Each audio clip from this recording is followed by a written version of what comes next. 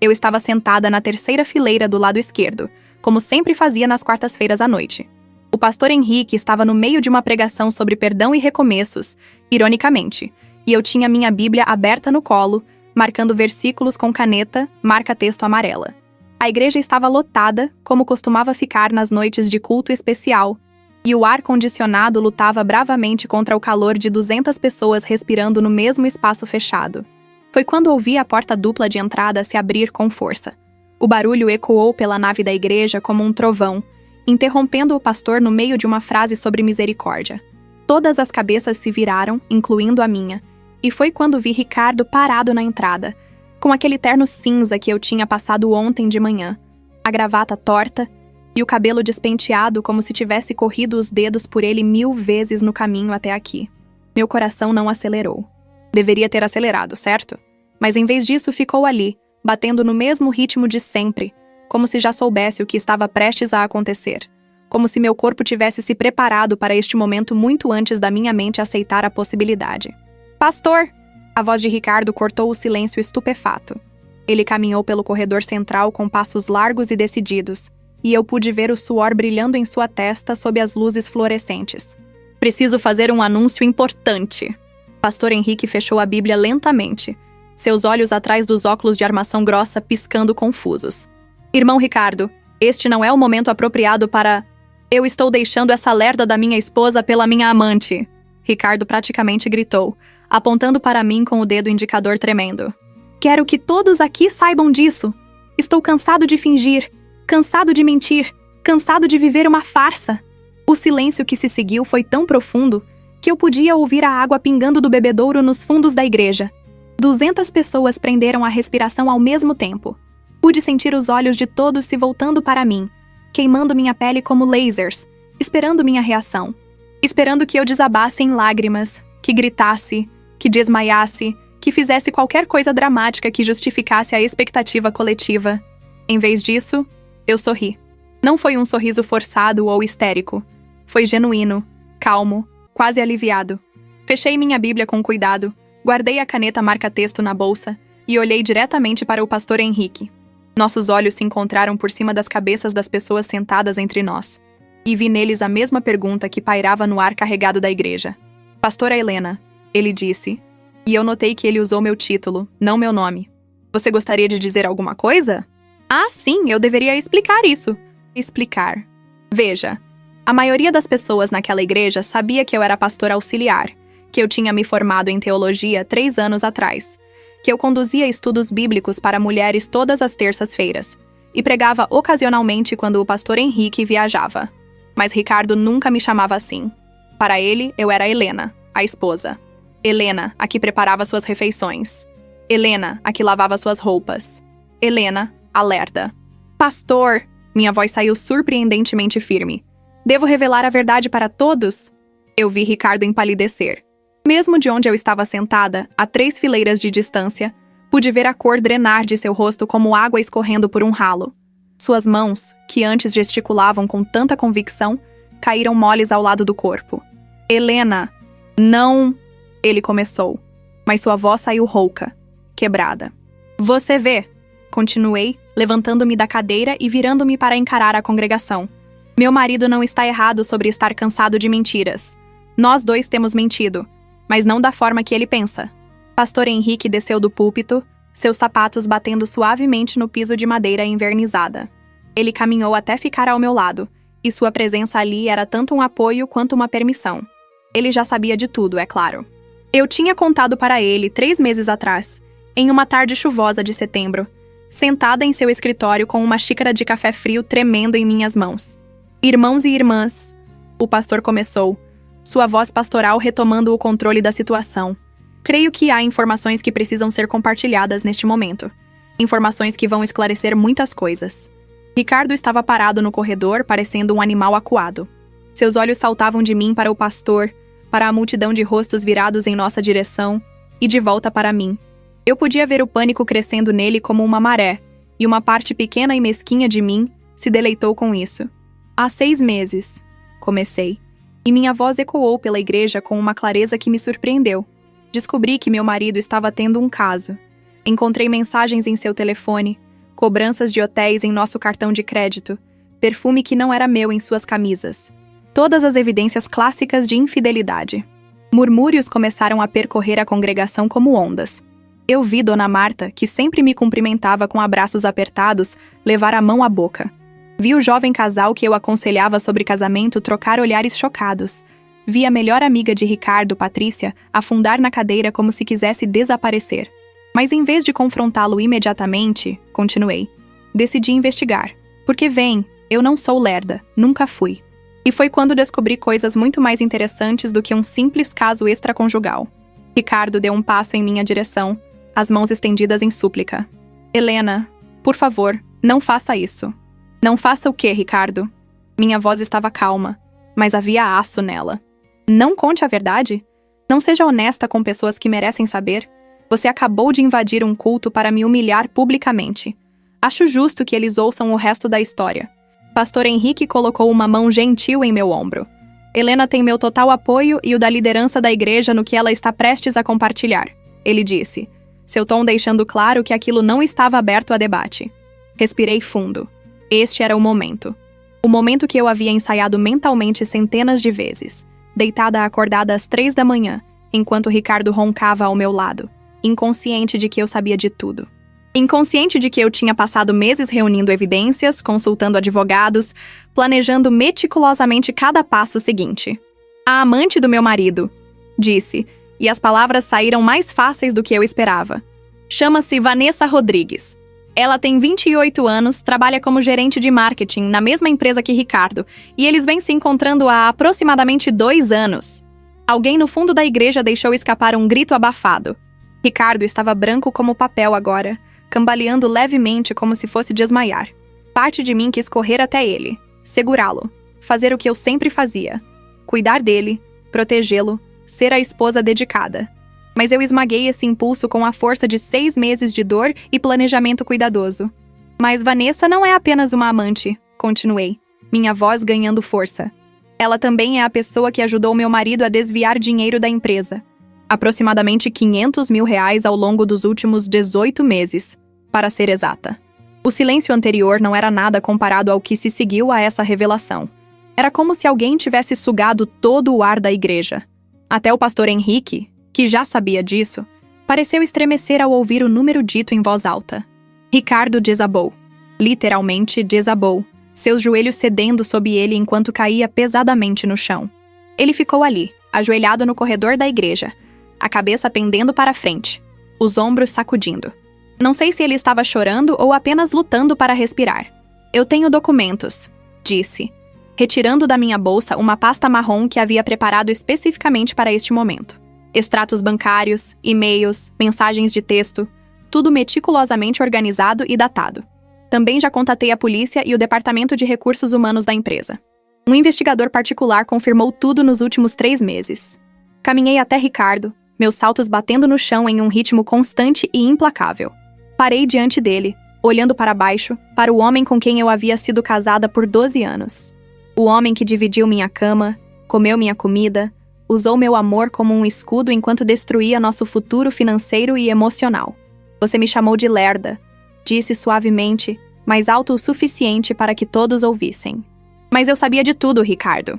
Cada mentira, cada encontro secreto, cada real que você roubou. Eu sabia e eu esperei. Esperei pelo momento certo porque, diferentemente de você, eu penso antes de agir. Ele levantou a cabeça e seus olhos estavam vermelhos e molhados. Por quê? Sua voz saiu como um sussurro estrangulado. Por que você esperou? Porque eu precisava de provas. Respondi simplesmente. Porque eu precisava garantir que quando tudo viesse à tona, não haveria dúvida sobre quem era a vítima e quem era o criminoso. E por quê? Acrescentei, sentindo algo parecido com triunfo crescendo em meu peito. Eu queria que você se sentisse exatamente como eu me senti quando descobri a verdade. Humilhado, exposto, sem lugar para se esconder. Pastor Henrique se aproximou. Sua presença uma âncora neste mar de emoções turbulentas.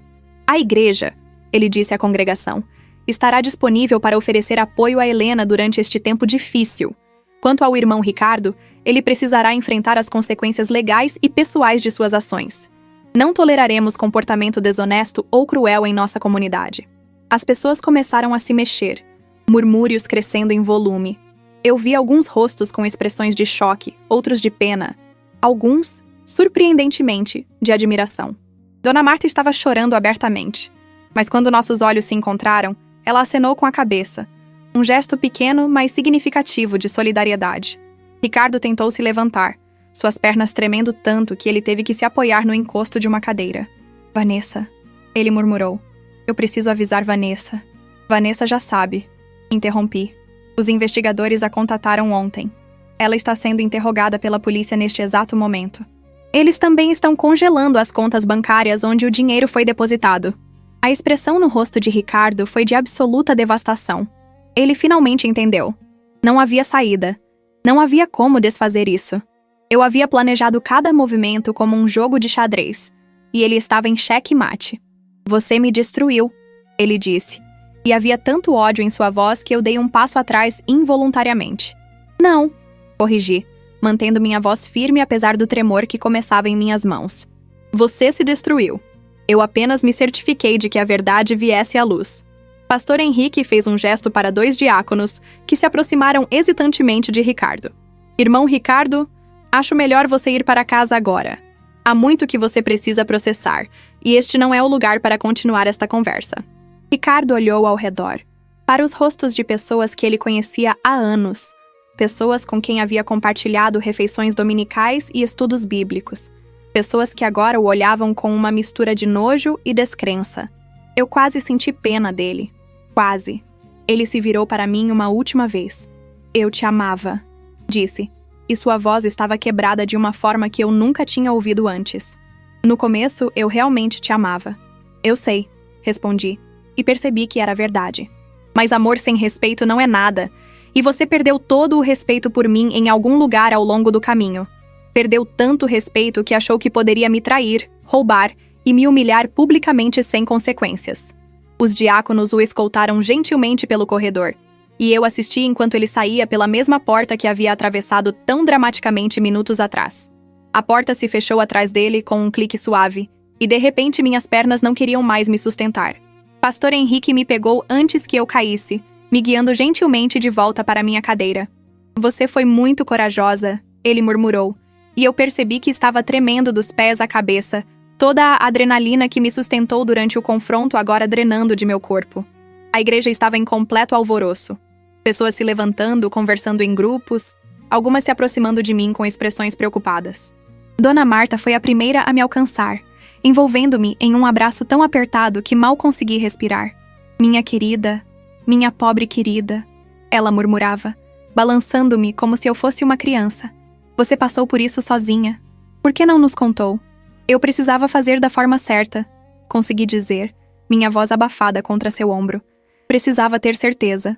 Outras pessoas se juntaram, formando um círculo ao meu redor. Mãos tocando meu ombro, palavras de apoio fluindo sobre mim como água morna. E foi quando tudo finalmente me atingiu. Não a traição de Ricardo, não o roubo, não sequer a humilhação pública, mas o fato de que eu não estava sozinha, que eu tinha uma comunidade, pessoas que se importavam, pessoas que ficariam ao meu lado. As lágrimas vieram então, quentes e rápidas, e eu não tentei contê-las. Chorei por meu casamento perdido, pela mulher que eu fui que acreditava que amor seria suficiente, pelos 12 anos investidos em um homem que não merecia minha devoção. Chorei pela Helena que acordava às 5 da manhã para preparar café da manhã para um marido que a traía. Pela Helena que passava camisas que carregavam o perfume de outra mulher. Pela Helena que sorria e fingia que tudo estava bem, quando cada fibra de seu ser sabia que algo estava terrivelmente errado. Mas também chorei de alívio, porque era finalmente acabado. O segredo que me sufocava há meses estava exposto à luz. Eu não precisava mais fingir, não precisava mais sorrir através da dor, não precisava mais ser a esposa perfeita de um marido imperfeito. Vamos cancelar o resto do culto, Pastor Henrique estava dizendo. Todos podem ir para a sala de comunhão. Vamos ter um tempo de oração e apoio para a irmã Helena. As pessoas começaram a se mover, mas eu balancei a cabeça. Não, disse, minha voz rouca, mas determinada.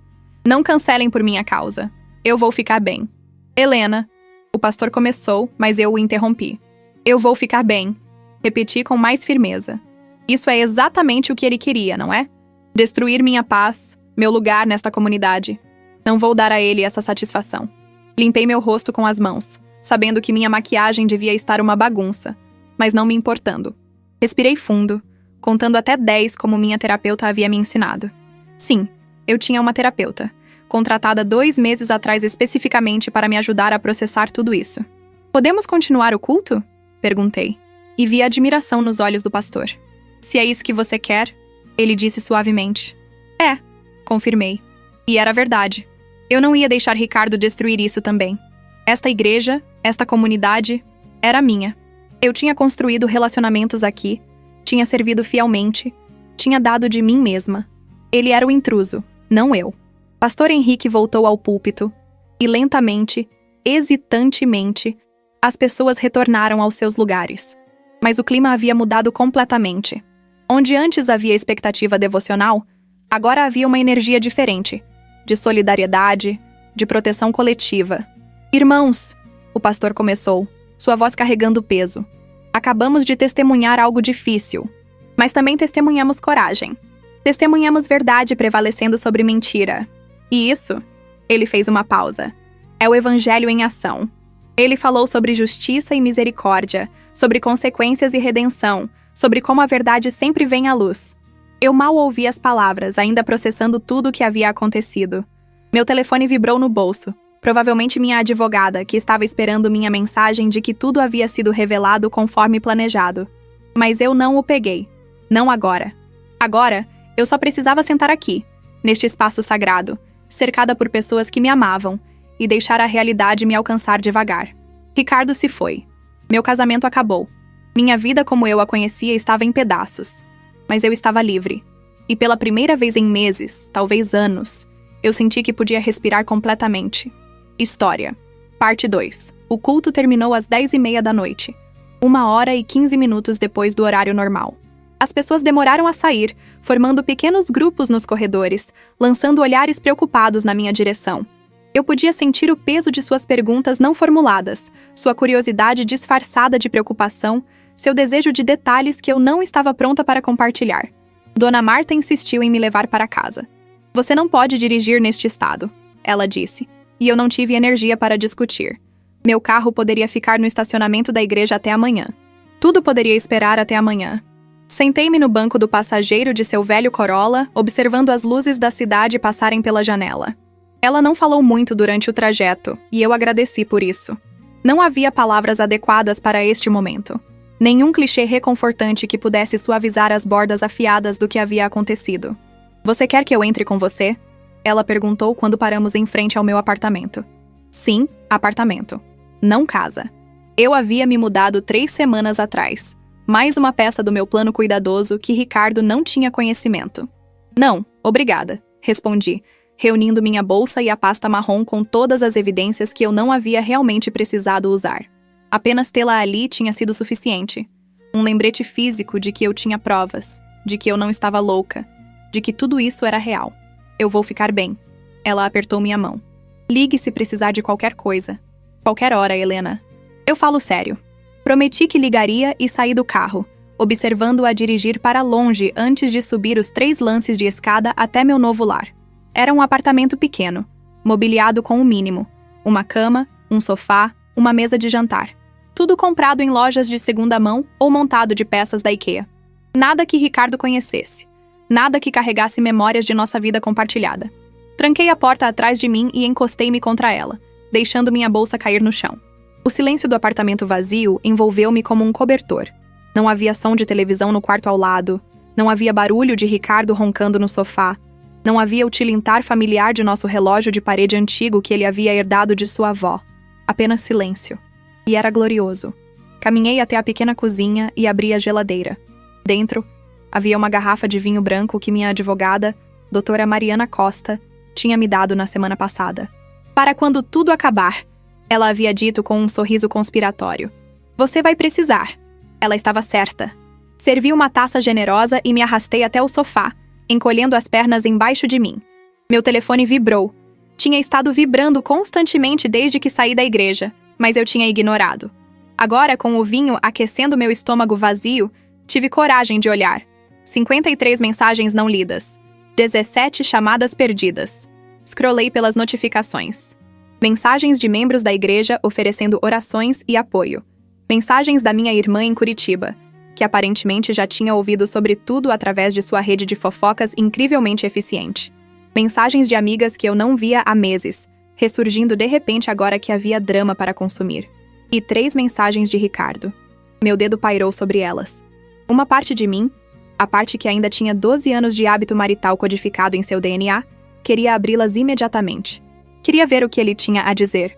Como ele tentaria se explicar, se justificar, talvez até se desculpar. Mas a parte mais nova de mim, a parte que tinha passado 6 meses se fortalecendo em segredo, deletou as mensagens sem ler. Não hoje. Talvez nunca. Em vez disso, abri a mensagem da doutora Mariana. Espero que tudo tenha corrido como planejado. Me ligue quando puder. Digitei de volta. Melhor do que o planejado. Ele se autodestruiu publicamente. Ligarei amanhã. Sua resposta veio quase imediatamente. Isso é minha garota. Descanse. Amanhã começamos a fase legal. A fase legal. Divórcio, acusações criminais, recuperação de bens, toda a bagunça feia que se seguiria. Mas essa era uma bagunça que eu estava preparada para enfrentar. Eu tinha advogada, terapeuta, contador e um investigador particular que custou mais do que eu gostaria de admitir, mas que valia cada centavo. Terminei meu vinho e servi outra taça. Normalmente eu não bebia muito. 2 taças eram meu limite. Mas hoje não era um dia normal. Hoje era o dia em que minha vida inteira havia sido virada de cabeça para baixo e, paradoxalmente, colocada de volta no lugar certo. Meu telefone tocou. Um número desconhecido. Quase rejeitei a chamada, mas algo me fez atender. Alô? Helena? A voz era feminina, jovem, e havia uma qualidade trêmula nela que me fez sentar mais ereta. É Helena? Quem é? Perguntei, embora uma parte de mim já soubesse. É Vanessa. Uma pausa, depois um soluço abafado. Vanessa Rodrigues.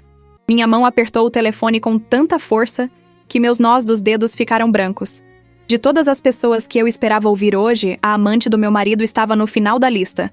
Como você conseguiu meu número? Minha voz saiu mais calma do que eu me sentia. Ricardo me deu, há muito tempo. Ele disse que era caso de emergência. Ela riu, um som sem humor. Acho que isso qualifica como emergência. Eu deveria desligar. Deveria bloquear este número e nunca mais pensar nesta mulher. Mas a curiosidade, essa curiosidade terrível e humana, me manteve na linha. O que você quer, Vanessa? Eu só... Outra pausa, mais choro abafado. Eu precisava que você soubesse que eu não sabia. Não sabia o quê? Que ele era casado?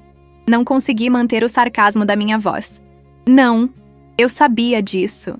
Ele foi honesto sobre isso desde o início. Honesto.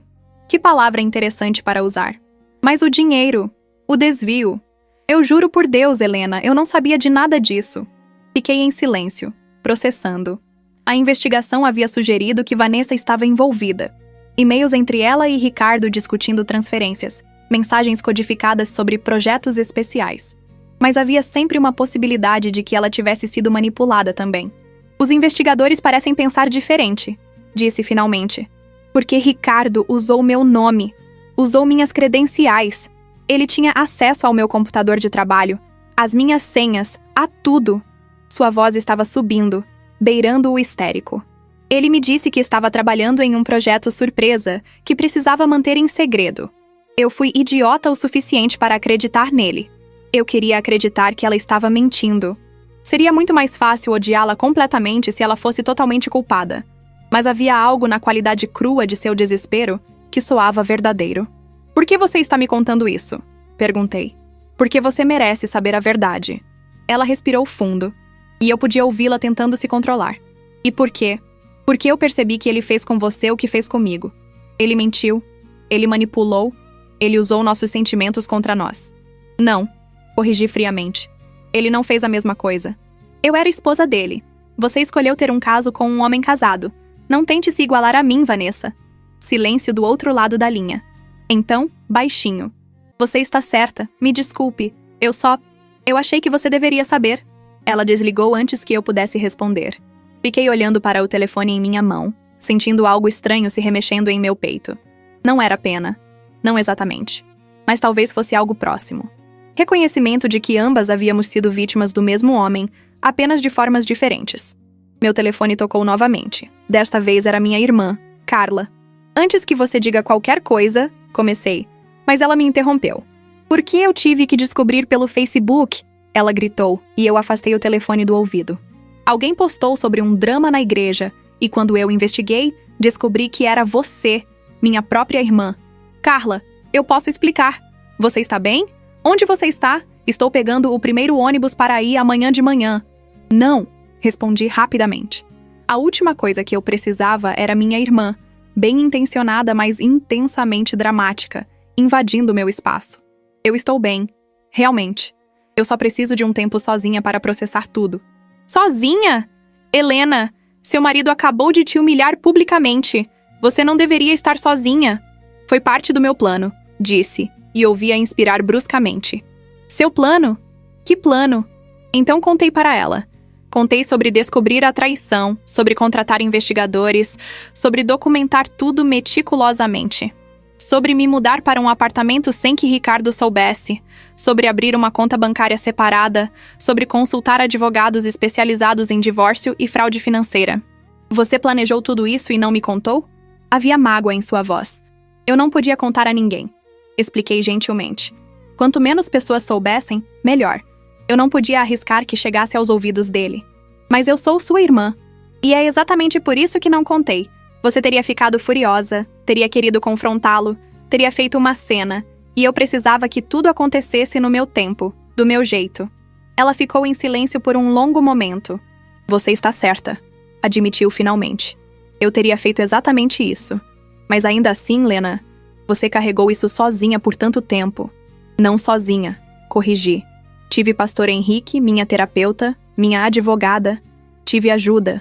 Só não tive família. Bom, agora você tem, ela disse firmemente. E eu ainda estou indo aí no fim de semana. Não importa o que você diga. Sorri apesar de tudo. Fim de semana está bom, mas não amanhã. Amanhã eu tenho reunião com a advogada. Conversamos por mais alguns minutos antes de desligar. Olhei para o relógio. Quase meia-noite. Eu deveria estar exausta, mas meu cérebro estava elétrico, repassando cada momento do confronto na igreja, cada palavra dita, cada expressão no rosto de Ricardo quando ele percebeu que estava pego. Peguei meu laptop e abri meu e-mail. Havia uma mensagem da empresa onde Ricardo trabalhava, onde ambos trabalhávamos, na verdade, embora em departamentos diferentes. Era do diretor de RH, marcada como urgente. Cara senhora Mendes, em vista das graves acusações apresentadas contra seu marido, Ricardo Mendes, gostaríamos de agendar uma reunião com você amanhã, às 14 horas, para discutir o assunto. Por favor, confirme sua disponibilidade. Atenciosamente, Jorge Silveira, diretor de Recursos Humanos. Respondi confirmando minha presença. A empresa não perderia tempo. Eles não podiam se dar ao luxo de ter um escândalo financeiro manchando sua reputação. Ricardo seria demitido, provavelmente processado pela empresa também, além das acusações criminais que viriam do Estado. E eu? Bem, minha posição na empresa estava segura. Eu trabalhava em um departamento completamente diferente, tinha meu próprio histórico de performance exemplar. Mas ainda assim, haveria olhares, sussurros, aquela piedade condescendente que as pessoas oferecem a esposas traídas. Eu teria que decidir se queria continuar trabalhando lá ou procurar algo novo. Mais uma decisão para uma pilha que já estava quilométrica. Fechei o laptop e caminhei até a janela. Meu apartamento ficava no 5º andar, e da janela eu podia ver boa parte da cidade. Luzes piscando na escuridão, vidas sendo vividas em cada uma daquelas janelas iluminadas. Quantas delas estavam enfrentando suas próprias crises? Quantas estavam desmoronando em segredo, mantendo uma fachada de normalidade enquanto tudo desabava por dentro? Eu tinha sido uma dessas pessoas por 6 meses. Sorrindo no trabalho, pregando na igreja, fingindo que meu casamento estava intacto, enquanto secretamente desmontava a vida que havia construído com Ricardo. Mas agora estava feito. O segredo estava revelado. A bomba havia explodido. E eu ainda estava de pé.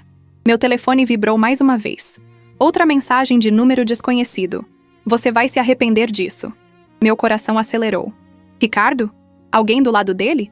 Bloqueei o número e coloquei o telefone no modo não perturbe. Amanhã eu lidaria com isso. Amanhã eu lidaria com tudo.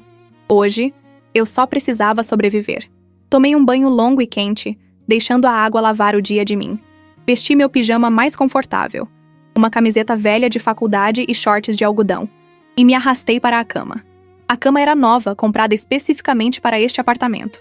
O colchão ainda tinha aquele cheiro de novo, e os lençóis eram de um conjunto que eu tinha escolhido sozinha, sem ter que considerar as preferências de mais ninguém. Tudo era meu. Este espaço, esta vida, esta liberdade recém-encontrada. Deitei-me na escuridão, olhando para o teto. Esperava que as lágrimas viessem, que o peso de tudo finalmente me esmagasse. Mas em vez disso, senti algo diferente. Paz. Pela primeira vez em 6 meses, talvez em anos, senti paz genuína. Sim, meu casamento havia acabado. Sim, haveria batalhas legais pela frente. Sim, minha vida estava irreconhecível comparada ao que era esta manhã. Mas eu não tinha mais que mentir. Não tinha que fingir. Não tinha que acordar ao lado de um homem que me traía e fingia que tudo estava bem. Eu era livre. E essa liberdade, percebi enquanto o sono finalmente começava a me alcançar, valia cada momento difícil que ainda estava por vir. Acordei com o sol atravessando as cortinas finas do quarto. Por um momento de confusão, não reconheci onde estava. Então, tudo voltou numa onda. A igreja, Ricardo, a confrontação, este novo apartamento. Minha nova vida. Peguei meu telefone, 7 da manhã. Tinha dormido surpreendentemente bem, considerando tudo. Nenhum pesadelo, nenhum despertar às 3 da manhã com o coração acelerado. Apenas sono profundo e sem sonhos. Havia mais mensagens, mais chamadas perdidas, mas decidi lidar com isso depois do café. Me arrastei até a cozinha e preparei café em minha cafeteira nova. Uma French press simples, nada como a máquina de expresso elaborada que tínhamos, que Ricardo tinha na casa. A casa. Eu teria que lidar com isso também. Tecnicamente, ainda era metade minha. Mas a ideia de voltar lá, de dividir espaço com Ricardo durante um processo de divórcio potencialmente prolongado, me fazia sentir fisicamente doente. Enquanto o café fervia, liguei minha televisão pela primeira vez desde que me mudei. Coloquei em um canal de notícias local, mais para ter ruído de fundo do que por real interesse. E então quase cuspi meu café. Em notícias locais, um escândalo financeiro está se desenvolvendo em uma das maiores empresas de tecnologia da cidade, a âncora estava dizendo. Ricardo Mendes, gerente sênior de operações, está sendo investigado por desvio de fundos que pode chegar a R$500 mil. Eles mostraram uma foto dele. Uma foto corporativa antiga onde ele sorria com confiança para a câmera. Aquele sorriso que um dia me fez derreter, que agora apenas me fazia sentir enjoada. As autoridades foram alertadas por uma denúncia anônima. A repórter continuou. Mendes também está enfrentando acusações pessoais após um confronto público com sua esposa em uma igreja local ontem à noite. Anônima. Certo. Eu tinha sido muito cuidadosa para garantir que a denúncia não pudesse ser rastreada até mim, mas claramente não havia sido cuidadosa o suficiente para evitar que a mídia conectasse os pontos. Meu telefone tocou. Doutora Mariana. Você viu as notícias? Ela perguntou sem preâmbulo. Estou vendo agora. Bom, isso é na verdade bom para nós. Pressão pública significa que a empresa e as autoridades vão querer resolver isso rapidamente. Menos chance de ser varrido para debaixo do tapete. Ótimo, disse sem sentir nenhum triunfo. Apenas cansaço. Você ainda está vindo às 2? Ela perguntou. Sim, mas primeiro tenho a reunião com o RH. Perfeito. Me ligue depois disso. E Helena? Sua voz suavizou. Como você está realmente? Pensei sobre isso. Como eu estava. Exausta, aliviada, assustada, esperançosa, tudo ao mesmo tempo. Eu estou seguindo em frente, respondi finalmente. Bom, continue assim. Depois que desligamos, tomei meu banho e me vesti com cuidado. Escolhi um terno azul marinho, profissional, confiável, que dizia: eu sou a vítima aqui, mas também sou forte. Prendi meu cabelo em um coque elegante, apliquei maquiagem apenas o suficiente para parecer descansada. Olhei para meu reflexo no espelho. A mulher olhando de volta parecia diferente da que tinha ido à igreja ontem. Havia algo em seus olhos, determinação talvez, ou apenas aceitação de que não havia mais volta. O trajeto até o escritório levou 30 minutos. Cheguei 15 minutos mais cedo, como sempre fazia. Velhos hábitos. A recepcionista me deu um olhar estranho quando entrei. Piedade? Curiosidade? Provavelmente ambos. As notícias viajam rápido em um escritório, e eu tinha certeza de que todo mundo já sabia. Senhora Mendes, ela disse hesitantemente. O Sr. Silveira está esperando por você. Sala de conferências B. Agradeci e caminhei pelos corredores familiares. Podia sentir olhares me seguindo, conversas parando quando eu passava. Isso seria minha vida agora, pelo menos por um tempo. A esposa do homem que roubou da empresa. A mulher humilhada publicamente. História. Parte 3. A sala de conferências B era uma das menores, com uma mesa de vidro oval e cadeiras de couro preto que sempre rangiam quando você se sentava. Jorge Silveira já estava lá, junto com outra mulher que eu não conhecia. Cabelos grisalhos presos em um rabo de cavalo apertado, terno cinza impecável, expressão neutra que gritava advogada corporativa. Senhora Mendes, obrigado por vir, Jorge disse, levantando-se para apertar minha mão. Seu aperto era firme, profissional, mas seus olhos carregavam aquela cautela de alguém navegando em território perigoso. Esta é a doutora Patrícia Lemos, nossa conselheira jurídica. Sentei-me, cruzando as pernas e colocando minha bolsa cuidadosamente ao lado da cadeira. Obrigada por me receberem tão rapidamente. Jorge limpou a garganta claramente desconfortável. Bem, dada a gravidade da situação, eu presumo que você esteja ciente das acusações contra seu marido? Ex-marido, corrigi automaticamente. E vi algo passar pelo rosto da doutora Lemos. Aprovação, talvez. E sim, estou mais do que ciente. Fui eu quem forneceu as evidências iniciais à polícia. Silêncio. Jorge e a advogada trocaram olhares.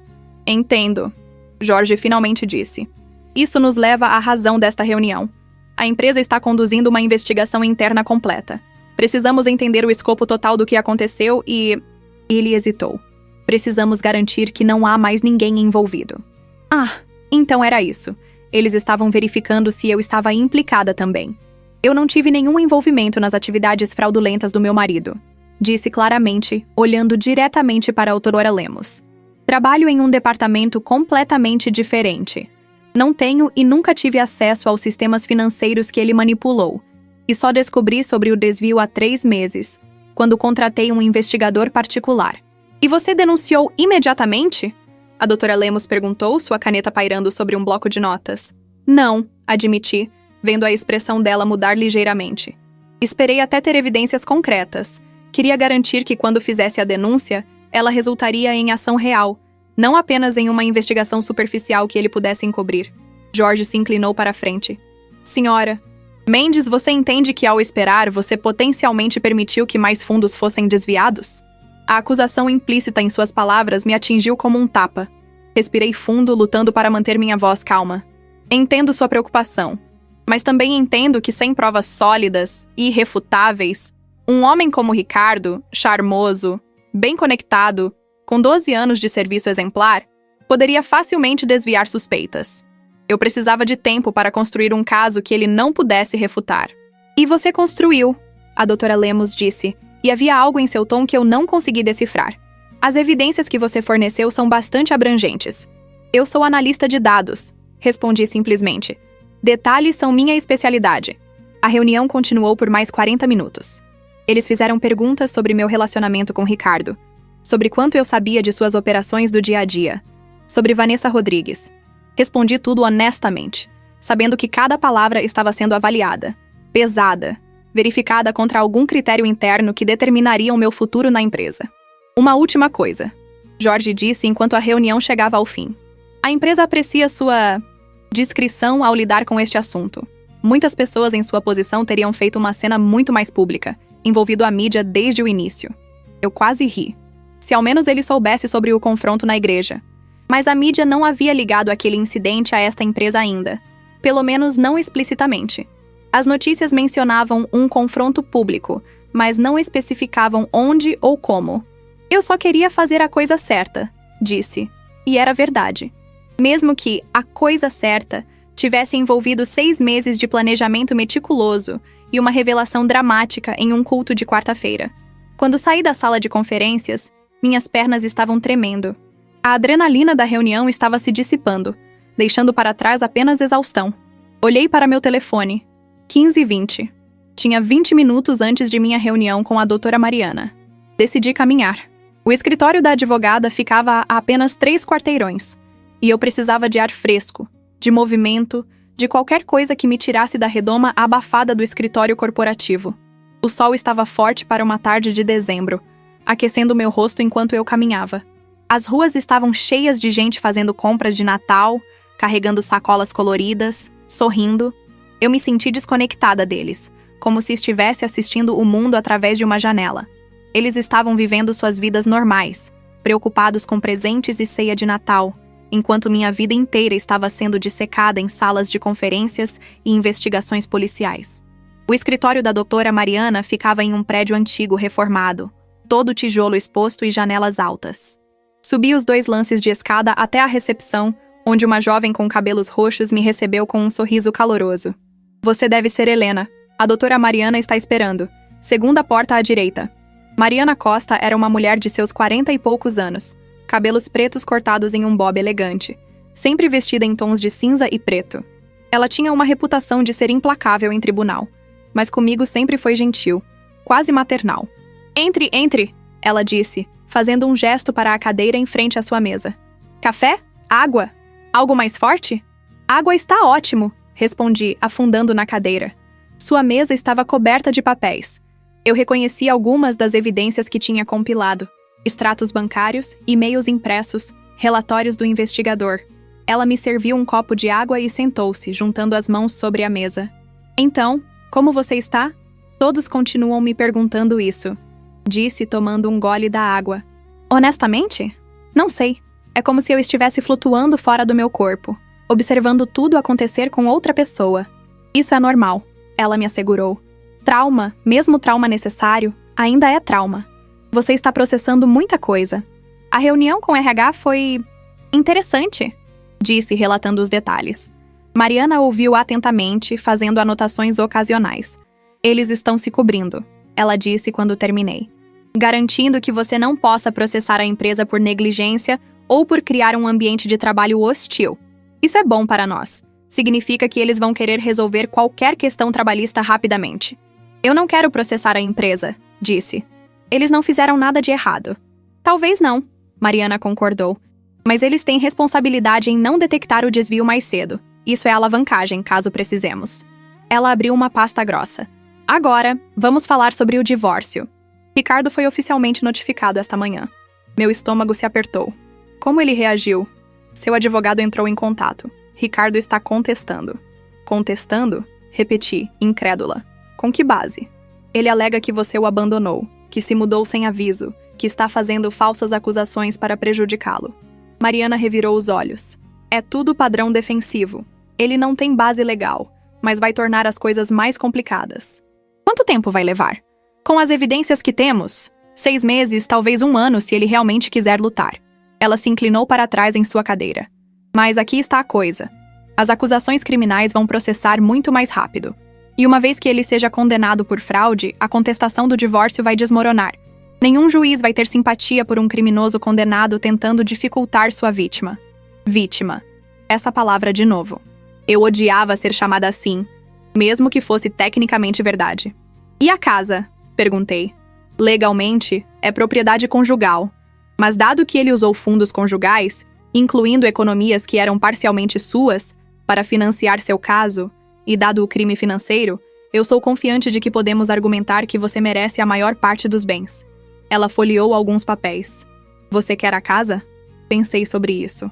A casa que Ricardo e eu compramos há 8 anos, cheia de memórias que agora estavam manchadas. O quarto onde descobri as mensagens dele com Vanessa. A cozinha onde preparei 1000 jantares para um homem que estava mentindo para mim. A sala de estar onde assistimos TV fingindo que éramos felizes. Não, disse firmemente. Eu quero que seja vendida e os lucros divididos. Eu não quero nada que me lembre dele. Mariana sorriu, uma expressão afiada e satisfeita. Essa é minha garota. Recomeço limpo. Passamos a próxima hora revisando documentos, assinando formulários, discutindo estratégia. Quando finalmente saí do escritório dela, minha cabeça estava girando com informações legais, petições, deposições, datas de tribunal. Eram quase 17h quando cheguei de volta ao meu apartamento. Subi as escadas lentamente, cada degrau parecendo mais íngreme que o anterior. Tudo que eu queria era trocar de roupa, pedir comida e colapsar no sofá. Mas quando cheguei ao meu andar, havia alguém esperando na minha porta. Ricardo. Ele estava encostado na parede ao lado da minha porta, ainda usando o mesmo terno de ontem, mas agora amarrotado e manchado. Seus olhos estavam vermelhos e inchados, o cabelo uma bagunça. Ele parecia ter envelhecido 10 anos em 24 horas. Helena, ele disse, endireitando-se quando me viu. Sua voz estava rouca. Por favor, precisamos conversar. Cada instinto me gritava para virar e correr. Chamar a polícia. Qualquer coisa menos ficar aqui, neste corredor estreito, com o homem que havia destruído minha vida. Mas uma parte de mim, aquela parte persistente e estúpida que ainda lembrava de quando o amava, ficou. Como você descobriu onde eu moro? Perguntei, mantendo distância entre nós. Eu contratei alguém para te seguir ontem à noite. Ele disse isso como se fosse a coisa mais normal do mundo. Helena, por favor. 5 minutos. É tudo o que eu peço. Você não tem direito de me pedir nada. Eu sei. Ele passou as mãos pelo cabelo, um gesto familiar que costumava me fazer querer confortá-lo.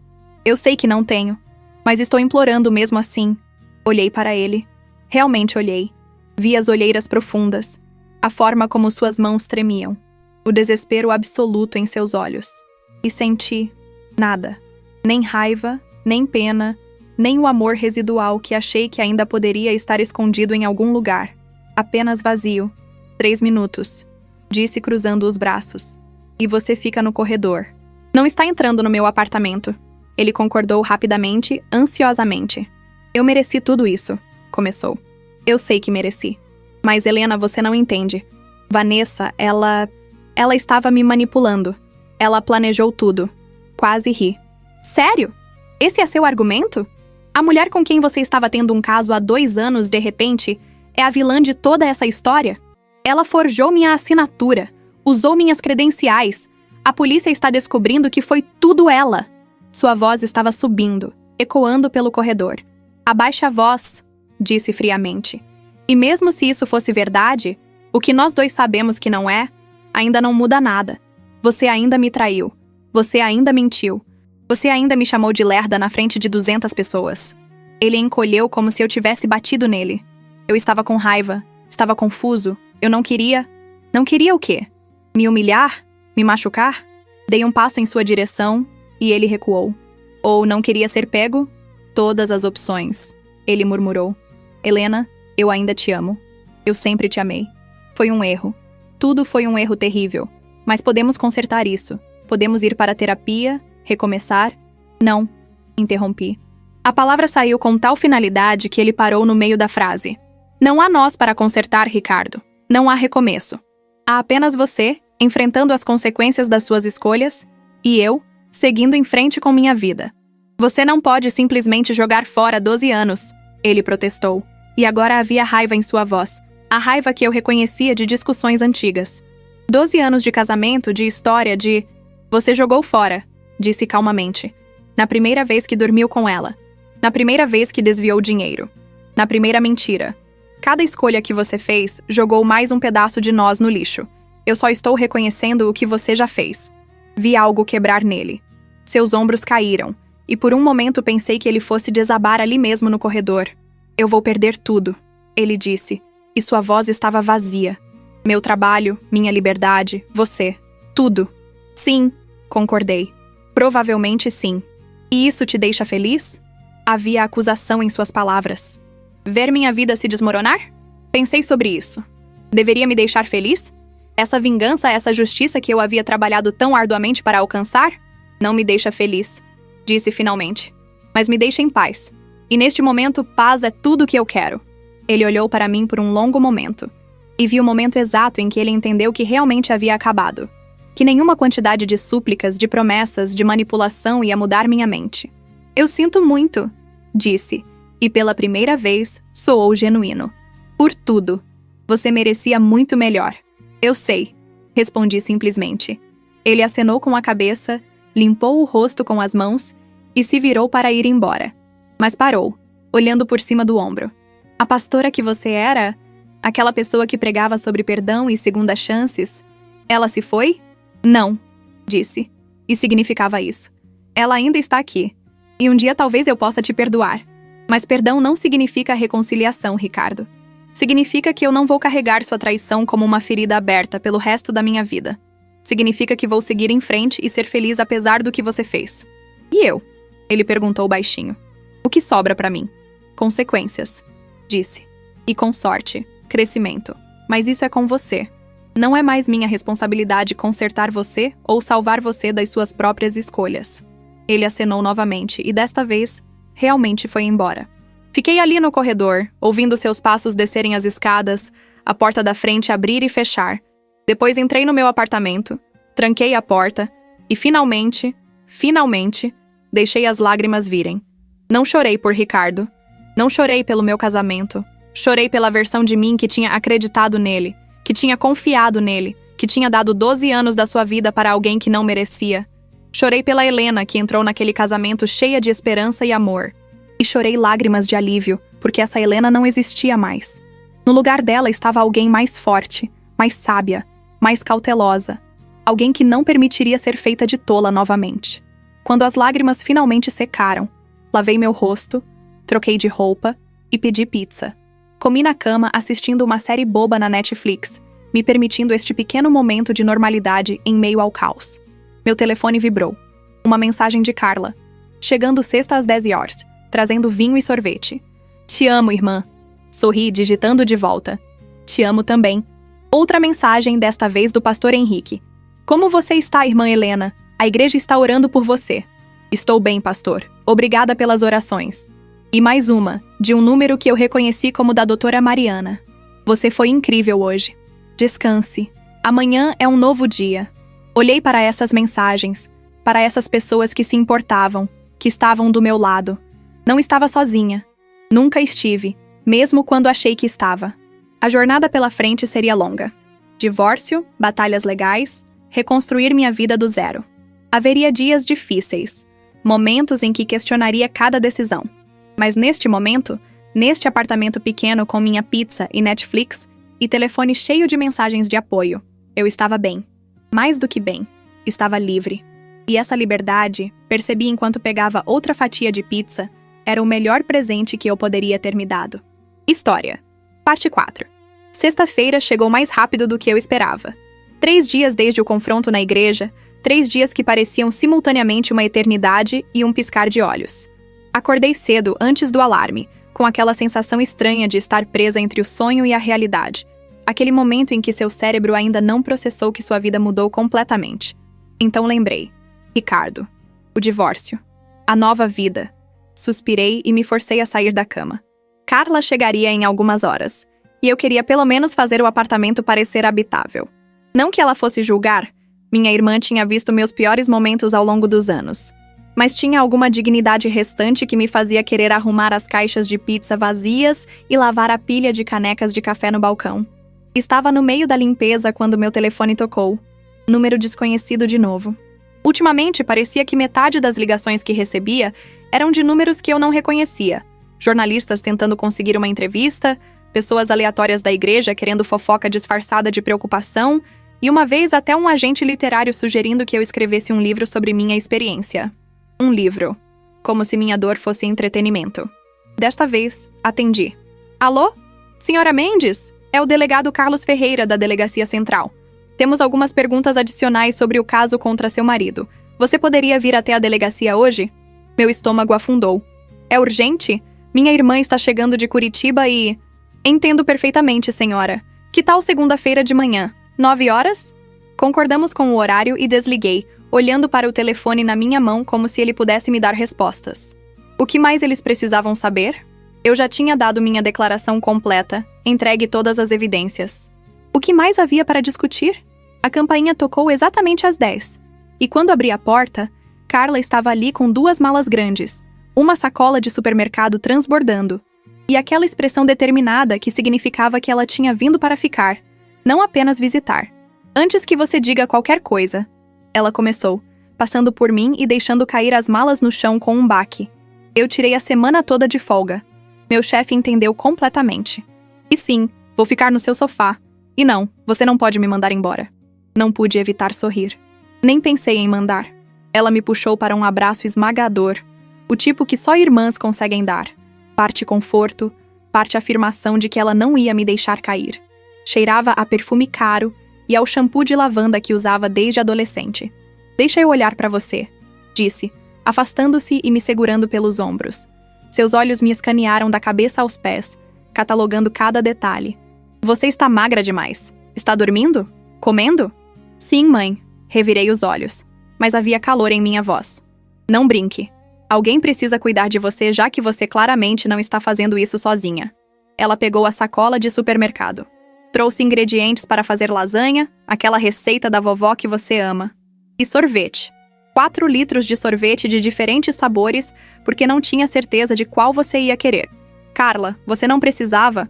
Sim, eu precisava. Sua voz ficou suave, séria. Você é minha irmã, Lena. Você passou por tudo isso sozinha. Me deixa estar aqui para você agora, ok? Assenti, sentindo o nó familiar na garganta. Ok. Passamos a manhã pondo ela em dia com tudo. Os detalhes que eu tinha deixado de fora nas nossas conversas telefônicas, as pequenas humilhações que eram difíceis demais de verbalizar, os momentos de dúvida quando me perguntei se estava fazendo a coisa certa. Ela ouviu tudo, sentada no meu sofá com uma caneca de chá nas mãos, e não me interrompeu uma vez. Quando terminei, ela estava quieta por um longo momento.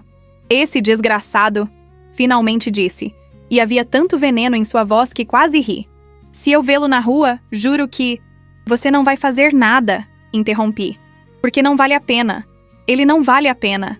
Mas você vale, ela disse ferozmente. Você vale cada segundo de raiva que sinto em seu nome. Estava prestes a responder quando meu telefone tocou de novo.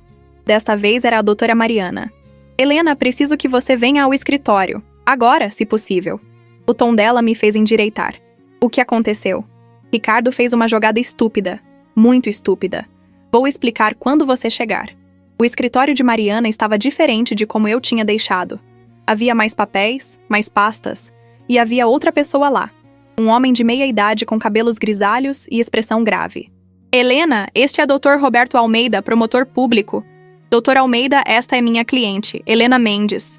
Apertamos mãos, e ele gesticulou para que eu me sentasse. Carla tinha insistido em vir comigo, e agora estava sentada ao meu lado, sua presença reconfortante. Senhora Mendes, o promotor começou. Seu marido está tentando fazer um acordo com o Ministério Público. Não entendi por que isso era urgente. Ok? Isso não é... normal? Seria? Mariana interveio. Se ele não estivesse tentando implicar você no esquema de desvio. O mundo parou. O quê? A palavra saiu como um sussurro estrangulado. Ele está alegando que você sabia de tudo desde o início. O Dr. Almeida explicou. Sua voz profissional, mas não sem empatia. Que você o ajudou a planejar, que usou suas habilidades como analista de dados para cobrir os rastros. Ele está dizendo que só está apresentando você como vítima agora, para evitar consequências. Isso é loucura! Carla explodiu. Ela é a que denunciou, ela tem toda a documentação provando. Nós sabemos, Mariana disse calmamente, erguendo uma mão. E é exatamente por isso que isso não vai colar. Mas ele está desesperado, e pessoas desesperadas fazem coisas idiotas. Ele realmente acha, comecei, minha voz tremendo, que alguém vai acreditar nisso. Ele está esperando criar dúvida razoável. O promotor explicou. Se conseguir fazer parecer que você estava envolvida, pode argumentar que sua denúncia foi retaliação por algo, não justiça genuína. Senti bile subindo na minha garganta. Depois de tudo que ele fez, ele ainda está tentando me destruir. Mariana se inclinou sobre a mesa. Ele não vai conseguir, Helena. Nós temos evidências demais. Temos os e-mails dele com Vanessa. Temos as transferências que ele fez de contas que você nem tinha acesso. Temos o relatório do investigador particular mostrando que você o contratou meses depois dos desvios começarem. Temos seu histórico limpo na empresa. Não há nada que ele possa apresentar que sustente essa alegação. Mas ainda assim, o Dr. Almeida continuou. Ele pode tornar as coisas complicadas. Podemos precisar de você para depor, possivelmente enfrentar um contra-interrogatório de seu advogado. A ideia de ficar em um tribunal com Ricardo e seu advogado tentando me pintar como criminosa me fez sentir fisicamente doente. Quando? Consegui perguntar. Ainda não está marcado, mas provavelmente nas próximas semanas. Ele abriu uma pasta. Enquanto isso, preciso que você revise seu depoimento original e me diga se há qualquer coisa mesmo que Ricardo possa usar contra você. Passamos as próximas 2 horas repassando cada detalhe. Cada conversa que tive com Ricardo sobre dinheiro. Cada vez que assinei documentos conjuntos. Cada decisão financeira que tomamos como casal. O promotor fez perguntas afiadas, procurando por buracos na minha história. Não porque duvidava de mim, mas porque queria estar preparado para o que o advogado de Ricardo tentaria. Quando finalmente saímos do escritório, eu estava exausta. Carla me guiou até o carro dela. Ela tinha alugado um para a semana e me colocou no banco do passageiro como se eu fosse uma criança. Vamos para casa, disse firmemente. Vou fazer aquela lasanha e nós vamos beber vinho. E você não vai pensar em Ricardo ou advogados ou processos pelo resto do dia. Carla, não, sem discussão. Hoje é dia de autocuidado forçado. E foi. Ela me fez tomar um banho longo enquanto preparava a lasanha. Quando saí, o apartamento cheirava a alho e tomate e queijo. Cheiros que me lembravam da cozinha da nossa avó, de tardes de domingo quando a vida era simples e segura. Comemos na mesa pequena e Carla contou histórias sobre seu trabalho, sobre o namorado novo que ela estava vendo casualmente, sobre a prima que tinha acabado de anunciar gravidez. Coisas normais, mundanas, que me ancoravam ao mundo além do meu próprio drama. Obrigada, disse quando terminamos de comer. Por quê? Por não me tratar como se eu estivesse quebrada. Por não pisar em ovos ao meu redor. Ela alcançou através da mesa e apertou minha mão. Você não está quebrada, Lena. Você está machucada, e há uma diferença enorme. Coisas quebradas não podem ser consertadas. Coisas machucadas se curam. Aquela noite, deitadas no escuro, ela no sofá, eu na cama do quarto ao lado. Conversamos através da porta aberta como costumávamos fazer quando crianças. Você já pensou no que vai fazer depois? Ela perguntou. Depois do quê? Depois que tudo isso acabar. O divórcio, o processo, quando você finalmente tiver sua vida de volta. Pensei sobre isso. Honestamente, tinha estado tão focada em sobreviver ao presente que mal tinha considerado o futuro. Não sei, admiti. Talvez viajar? Sempre quis conhecer a Europa. Você deveria. Levar um ano sabático, viajar o mundo, se encontrar. Isso parece algo de um filme ruim de autodescoberta. Ela riu. Talvez, mas quem se importa? Você merece seu próprio filme ruim de autodescoberta. Sorri no escuro. Talvez eu mereça. O fim de semana passou em uma névoa de normalidade intencional. Carla me fez sair do apartamento. Fomos ao cinema, caminhamos no parque, até fizemos compras embora eu não tivesse interesse em comprar nada. Ela entendeu que eu precisava me lembrar de como era viver sem o peso constante de ansiedade pressionando meu peito. Domingo à noite, fomos à igreja. Eu tinha considerado não ir, evitar os olhares e sussurros. Mas Carla me convenceu. Você não fez nada de errado, ela disse. Por que deveria esconder? Ela estava certa, é claro. A igreja estava lotada para o culto dominical. Quando entramos, senti todas as cabeças se virarem. Mas desta vez era diferente. As pessoas não estavam olhando com pena ou curiosidade mórbida. Estavam olhando com respeito. Dona Marta nos encontrou imediatamente, puxando-me para outro de seus abraços esmagadores. Graças a Deus você está aqui. Temos orado por você todos os dias. Outras pessoas se aproximaram. O grupo de jovens que eu aconselhava, o coral do qual eu fazia parte, até mesmo pessoas que mal conhecia, todos oferecendo apoio, orações, palavras de encorajamento. Pastor Henrique me chamou de lado antes do culto começar. Como você está, irmã? Sobrevivendo, respondi honestamente. Mais do que sobrevivendo. Ele corrigiu gentilmente. Você está exemplificando graça sob pressão. As pessoas estão vendo sua força, sua fé intacta apesar das circunstâncias. Você está sendo testemunho sem nem tentar. Não tinha pensado dessa forma. Tinha estado tão focada em apenas passar por cada dia que não percebera que outras pessoas estavam observando, aprendendo, talvez até sendo inspiradas.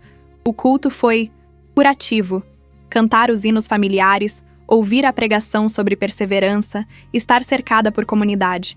Lembrou-me que havia vida além do meu divórcio, propósito além da minha dor. Depois do culto, enquanto as pessoas se reuniam para café e conversa, uma mulher que eu não conhecia bem se aproximou. Ela era nova na igreja. Tinha começado a frequentar apenas alguns meses atrás. Senhora Mendes, começou timidamente. Eu só queria agradecer. Me agradecer? Estava confusa. Por quê? Eu estou em uma situação parecida. Meu marido está tendo um caso, e eu tenho fingido que não sei por que estou com medo de enfrentá-lo. Lágrimas encheram seus olhos. Ver você ser tão corajosa, tão forte, me deu esperança de que eu também posso sair dessa. Meu coração se partiu por ela. Tomei suas mãos nas minhas. Você pode. E quando estiver pronta, eu estarei aqui para ajudar. O que quer que você precise. Ela acenou, limpando os olhos, e se afastou. Carla, que tinha testemunhado a troca, sussurrou. Viu? Você está fazendo diferença. Na segunda-feira de manhã, me apresentei na delegacia conforme solicitado. O delegado Ferreira era um homem corpulento de seus 50 anos, com expressão perpetuamente cansada de alguém que tinha visto demais. Obrigado por vir, Sra. Mendes. Por favor, sente-se. Sua sala era pequena e funcional. Mesa de metal, cadeiras desconfortáveis, quadro branco coberto com nomes e datas que eu não reconheci. Precisamos discutir as alegações que seu marido está fazendo. Começou sem rodeios. Minha advogada me informou. Bom, então você sabe que ele está tentando implicá-la. Ele abriu uma pasta. Mas temos um problema maior agora. Meu estômago afundou. Que tipo de problema? Vanessa Rodrigues foi encontrada morta ontem de manhã. O mundo inclinou sob meus pés. Morta? Como? Aparente suicídio. Overdose de pílulas. Ele me observou cuidadosamente. Ela deixou uma nota. Dizendo o quê? Entre outras coisas, que ela era inocente. Que Ricardo a manipulou, usou ela, e que ela não conseguia viver com a vergonha das acusações. Ele fez uma pausa. Ela também mencionou você. Minha boca ficou seca. Mencionou como? Disse que você merecia a verdade. Que Ricardo estava mentindo sobre seu envolvimento. Que ela queria garantir que você não fosse arrastada para baixo com ele.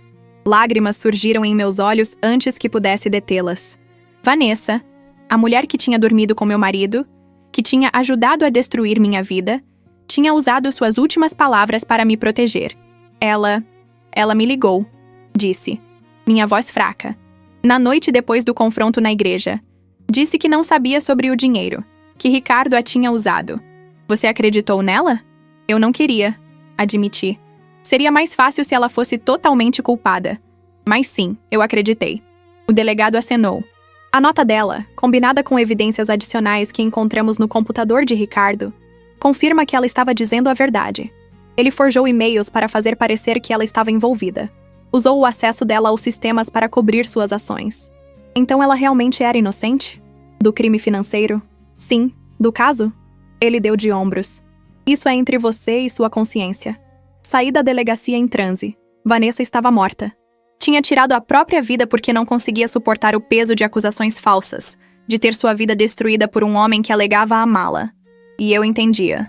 Deus, eu entendia tão perfeitamente. Se eu não tivesse tido minha raiva para me sustentar, meu desejo de justiça, minha teimosia pura de me recusar a deixar Ricardo ganhar, eu poderia ter acabado no mesmo lugar escuro que Vanessa. Liguei para Carla, que ainda estava no meu apartamento. Ela está morta. Vanessa está morta. Eu ouvi nas notícias. Você está bem? Não, disse honestamente. Acho que não. Venha para casa. Nós vamos processar isso juntas. E fizemos. Passamos aquela tarde sentadas no meu sofá. E eu chorei por uma mulher que tinha sido tanto vítima quanto vilã, que tinha feito escolhas ruins, mas não merecia morrer por elas. Chorei pela complexidade disso tudo, pela forma como vidas podiam ser destruídas tão completamente. Chorei pela Helena, que teria julgado Vanessa duramente, e pela nova Helena, que entendia que as pessoas eram mais complicadas do que simplesmente boas ou más. Isso muda alguma coisa? Carla perguntou gentilmente. Para você? Para como se sente sobre tudo? Pensei sobre isso. Não muda o que Ricardo fez comigo. Não desculpa a traição ou as mentiras. Mas fiz uma pausa, procurando pelas palavras certas. Me lembra que ele não destrói apenas uma vida. Ele destruiu a dela também. E isso de alguma forma faz tudo parecer ainda mais trágico. Meu telefone tocou. Mariana. Você ouviu sobre Vanessa? Sim. A nota dela muda tudo.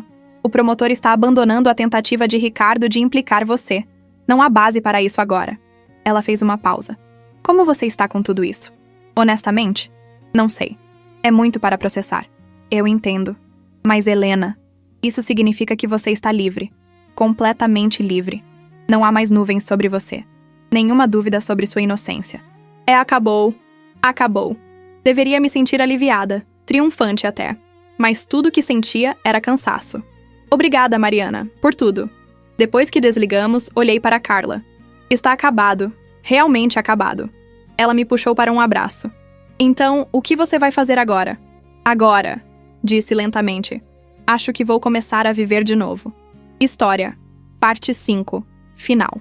6 meses depois, eu estava sentada em um café na Avenida Paulista, observando as pessoas passarem apressadas pela calçada. Tinha me tornado um hábito meu. Esse ritual de simplesmente sentar e observar a vida acontecer ao meu redor. Era meditativo, de certa forma. Um lembrete de que o mundo continuava girando independentemente do meu drama pessoal. O divórcio tinha sido finalizado há 3 semanas. Ricardo pegou 2 anos de prisão e obrigação de restituir o dinheiro desviado. Eu fiquei com minha parte da venda da casa, meu emprego, embora tivesse pedido transferência para outro departamento, e algo muito mais valioso, minha paz de espírito. Meu telefone vibrou. Uma mensagem de Carla. Almoço domingo? Quero que você conheça o Bruno oficialmente. Sorri, digitando de volta. Claro. Meu apartamento? Perfeito. Te amo. O apartamento não era mais aquele espaço minimalista e temporário onde tinha me escondido inicialmente. Ao longo dos meses, eu o tinha transformado em um lar de verdade. Quadros nas paredes escolhidos por mim, plantas que eu cuidava com dedicação obsessiva, uma pequena biblioteca crescente de livros que sempre quis ler, mas nunca tinha tempo. Tinha até adotado um gato. Um vira-lata laranja que a veterinária estimou ter uns 5 anos. Chamei-o de Moisés, porque ele também tinha sido resgatado das águas, tecnicamente de uma sarjeta durante uma tempestade, mas a metáfora ainda funcionava. Helena? Levantei os olhos da minha xícara de café para encontrar um rosto familiar. Daniel Carvalho, um colega da igreja que trabalhava como arquiteto. Nós tínhamos conversado algumas vezes em eventos sociais, mas nunca muito além de educação básica. Daniel, oi, quer se juntar a mim? Ele hesitou apenas por um segundo antes de sorrir. Eu adoraria, se você não se importa. Conversamos facilmente, sobre trabalho, sobre a igreja, sobre um projeto de renovação que ele estava liderando para o espaço de jovens. Havia algo confortável na conversa, sem pressão ou expectativas. Apenas 2 pessoas compartilhando café e conversas. Posso perguntar, disse ele depois de um tempo. Como você está? De verdade? Sei que as pessoas perguntam muito, mas raramente querem a resposta honesta. Apreciei sua franqueza. Estou bem, genuinamente bem. Há dias difíceis ainda. Momentos em que me pego pensando, e se? Mas na maior parte do tempo, estou mais feliz do que estive em anos. Isso é incrível de ouvir, disse ele, e parecia sincero. Você sabe, assistir você passar por tudo isso, ver sua força, foi inspirador. Todo mundo continua dizendo isso. Respondi, mexendo no meu café, mas não me senti forte. Na maior parte do tempo, senti como se estivesse apenas sobrevivendo. Mas esse é o ponto. Ele disse suavemente. Coragem não é a ausência de medo ou dor, é continuar apesar deles. Nossos olhos se encontraram, e havia algo ali. Não exatamente atração romântica, não ainda, mas potencial. A possibilidade de conexão, de algo novo. Você gostaria de jantar comigo algum dia? Ele perguntou, e havia nervosismo em sua voz que o tornava encantador. Sem pressão, apenas conhecer melhor um ao outro? Meu primeiro instinto foi dizer não. Era cedo demais. Eu ainda estava curando, não estava pronta. Mas então pensei, quando eu estaria pronta? E quem decidia isso além de mim? Eu adoraria, disse, surpreendendo a nós 2. Seu sorriso foi como o sol atravessando nuvens. Ótimo. Que tal sábado? Concordamos com detalhes, trocamos números, e quando ele saiu, percebi que estava sorrindo. Não porque estava pronta para outro relacionamento. Talvez não estivesse. Mas porque pela primeira vez em muito tempo, estava aberta à possibilidade. Estava aberta ao futuro. Aquela noite, sentei-me no meu sofá com Moisés ronronando no meu colo e refleti sobre tudo o que tinha acontecido desde aquela quarta-feira fatídica na igreja. Tinha perdido um casamento, mas ganhado a mim mesma de volta. Tinha enfrentado humilhação pública, mas encontrado comunidade genuína.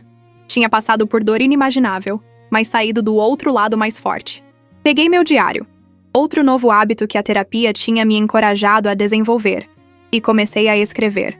Querida Helena do passado, sei que você está assustada agora. Sei que está se perguntando se fez a escolha certa, se a dor vai valer a pena, se você vai sobreviver a tudo que está por vir. Quero que saiba, você vai. Mais do que sobreviver, você vai prosperar. Vai descobrir força que não sabia que tinha. Vai fazer amigos verdadeiros que ficam quando as coisas ficam difíceis. Vai reconstruir sua vida de uma forma que realmente reflete quem você é, não quem alguém espera que seja.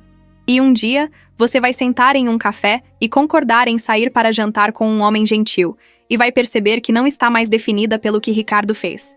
Você é definida por como se levantou depois. O caminho à frente não será fácil.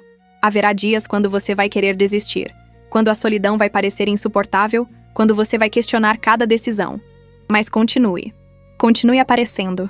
Continue escolhendo você mesma, porque você vale a pena. Com amor e gratidão, Helena do futuro. Fechei o diário e olhei ao redor do meu pequeno apartamento. Meu santuário, meu recomeço, minha prova de que era possível construir algo bonito das ruínas. Meu telefone vibrou. Uma mensagem do pastor Henrique. Helena, o conselho da igreja gostaria de conversar com você sobre assumir uma posição de liderança mais ativa. Interessada? Digitei de volta sem hesitar. Muito interessada. Porque essa era a verdade sobre reconstruir sua vida. Você não voltava a ser quem era antes. Você se tornava alguém novo, alguém que carregava as cicatrizes, mas não era definida por elas. Eu era a pastora Helena novamente, mas também era apenas Helena. Mulher divorciada. Sobrevivente. Alguém que tinha enfrentado seu pior pesadelo e descobriu que havia vida do outro lado. E essa vida, percebi enquanto Moisés se esticava no meu colo e o sol se punha além da minha janela, era inteiramente minha. Livre de mentiras, livre de traição, livre de ter que ser menor para fazer outra pessoa se sentir maior. Apenas livre. E não havia nada, absolutamente nada, que pudesse ser mais precioso do que isso. A jornada não tinha acabado. Provavelmente nunca acabaria completamente. Sempre haveria memórias a processar, perdões a conceder, a mim mesma tanto quanto a Ricardo, lições a aprender. Mas pela primeira vez desde que descobri a traição, olhei para o futuro não com medo ou ansiedade, mas com algo parecido com esperança. Esperança de que os melhores dias ainda estavam por vir. Esperança de que eu merecia felicidade. Esperança de que amor, verdadeiro amor, respeitoso amor, ainda era possível. E se não fosse? Bem, eu tinha provado que podia ficar bem sozinha também.